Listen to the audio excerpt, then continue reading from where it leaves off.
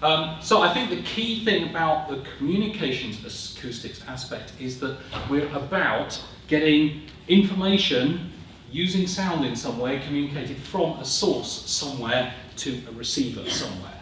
Often the receiver is a human, and so that means that things might involve speech or even music or other devices, but it's about getting things from one place to another.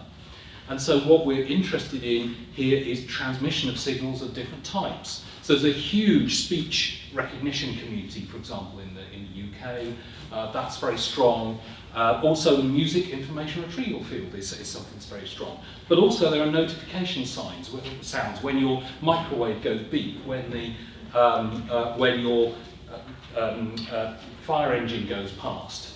These are the sorts of things that are telling people information. But there are also environmental sounds. That's something I'm personally starting to look into now.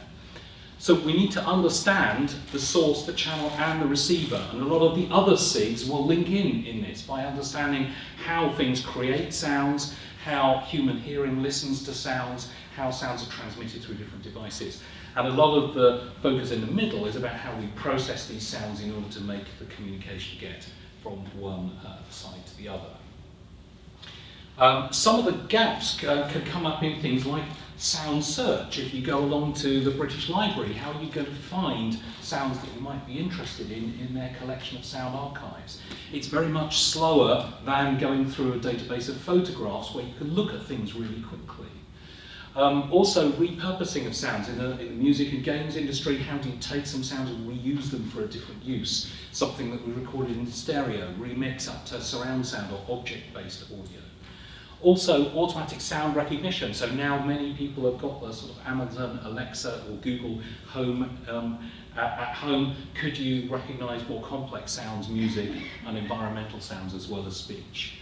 But there are also industry and standards issues. If you're communicating sounds through a channel, if you're building something that one manufacturer has got to produce sounds that another manufacturer has got to then receive at the other end, they need to agree on the standards that are going to be used for those. So if you want to update things like object-based audio transmission systems, then you need manufacturers to agree on all of that.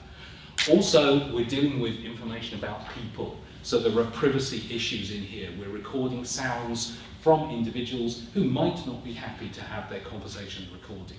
My conversation is being recorded here for people to listen to afterwards, but you might want to be aware that if you shout too loudly, that will also be transmitted perhaps to people listening to the event afterwards.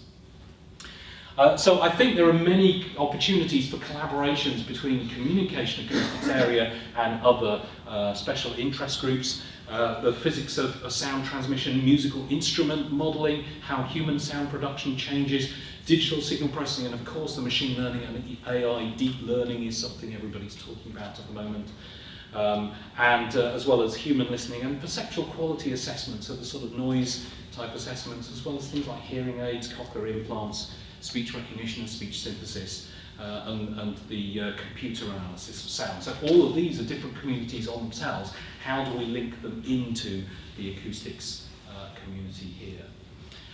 So the SIG as a mechanism, I think the acoustics network itself can't do everything on its own. We need to be connected out to some of these other communities. So the SIGs can be specialist connections into other places as well and allow us a place to link in through those. And talking about collaborative funding aspects, it may be we want to collaborate with people outside of the acoustics community as well as those that are going to be networked in here. So we need both inwards and outwards communication, and that's where I think some of the SIGs can be this sort of inward and outward facing connection where we can plug into other places. And basically, it's not just about funding mechanisms, but the funding mechanism gets you the best team to do the best research. And I think that's really what I think the SIGs are here to help. Okay, thank you very much.